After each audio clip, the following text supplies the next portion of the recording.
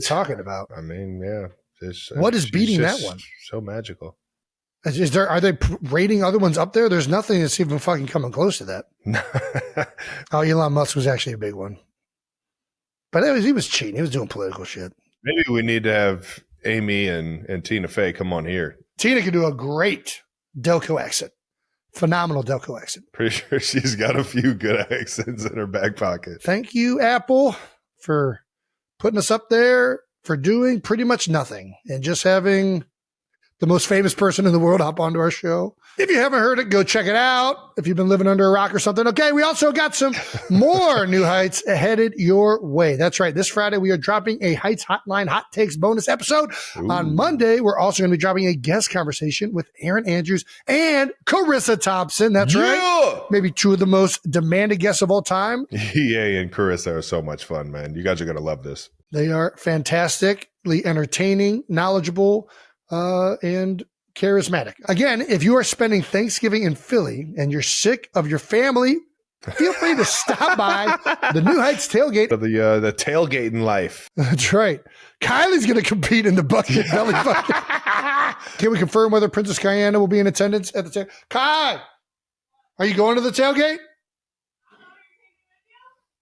I mean, yeah, you're always invited.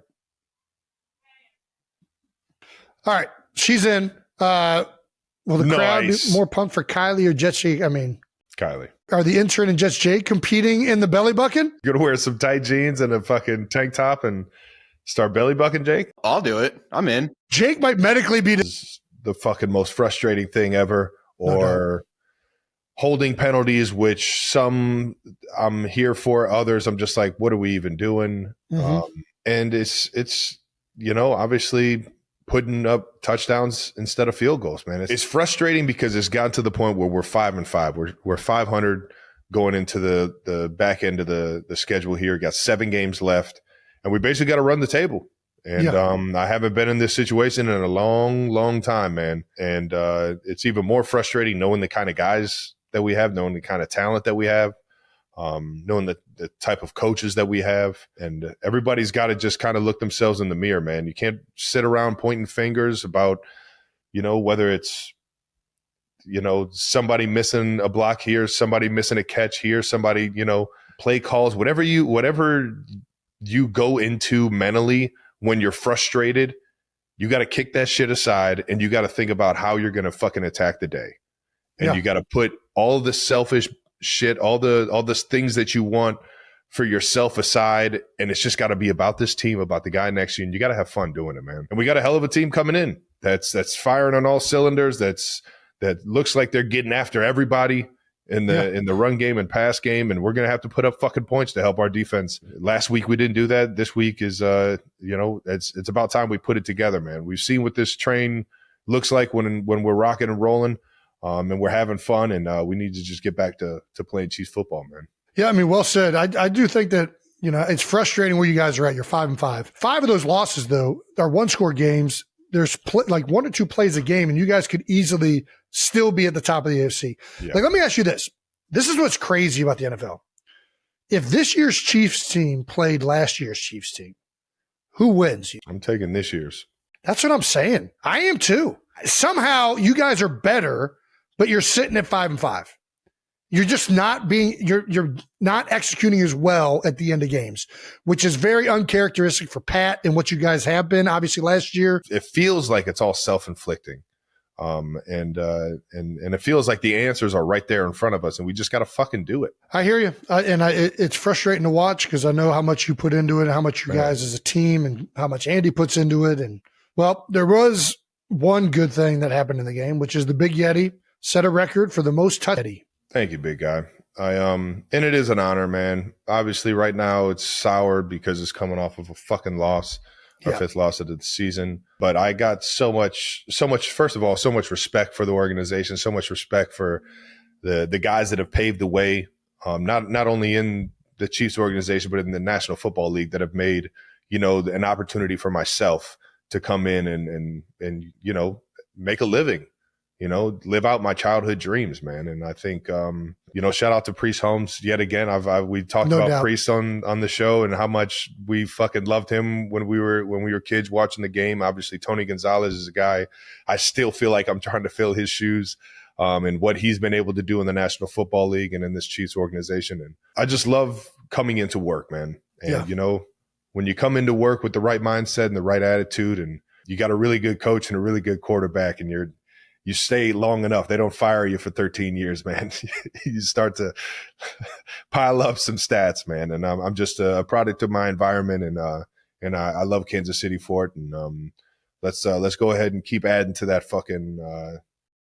When the first trailer for Taylor Swift's highly anticipated Disney Plus docuseries appeared online, fans immediately buzzed with expectations of exclusive backstage moments, emotional rehearsals, and a deep dive into the making of her record-shattering tour alongside the creation of the Tortured Poets Department album. But as 2 more sneak peeks landed, the focus shifted unexpectedly to her relationship with NFL superstar Travis Kelce, a direction that left Swiftie split.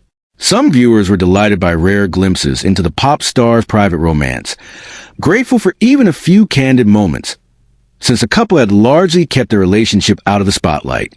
Yet, others voiced disappointment and even frustration, claiming that the series seemed to spotlight Kelce just as much as, or more than, Swift's own musical achievements and behind-the-scenes artistry. In the teasers for the end of an era, scenes of meticulous tour planning, high-pressure rehearsals, and intimate family conversations were interwoven with shots of Kelce, including phone calls, warm backstage hugs, and even his participation in a rehearsal for what would become a surprise, once-in-a-lifetime on-stage cameo. Swift herself, in a playful moment, compared their careers, joking that she and Kelce basically have the same job. Her mother, Andrea Swift, standing in as her coach, Andy Reid, to mirror Kelce's Kansas City Chiefs coach.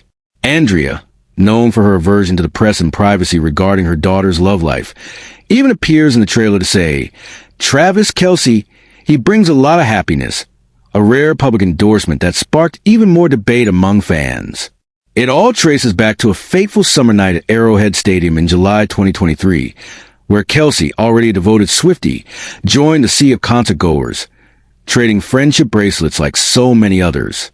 On his podcast, New Heights, Kelce would later recount crafting a friendship bracelet with his phone number, hoping to give it to Swift herself.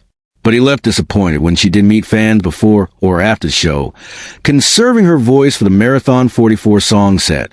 Despite the missed opportunity, something clearly shifted.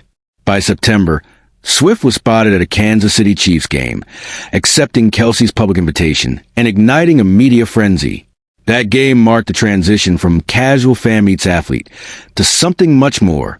Soon after, the pair were seen hand in hand in New York, sharing quiet dinners and private moments, the world watching as their romance unfolded in real time. In the new docuseries, Swift calls the beginning of their relationship the greatest surprise of my life, revealing that, in her words, no one had really made an effort to get her attention until Kelce. From then on, Kelce became a fixture at Swift's concerts, his presence first officially acknowledged when Swift changed a lyric during her Eras tour. Karma is a guy on the Chiefs coming straight home to me. Fans screamed, the internet exploded, and the relationship suddenly felt unavoidably public. Some supporters found these moments sweet and genuine, loving the way their worlds collided on stage and off. Others, though, especially longtime fans, worried the docuseries would focus too much on Kelce at the expense of Swift's creative process and groundbreaking achievements.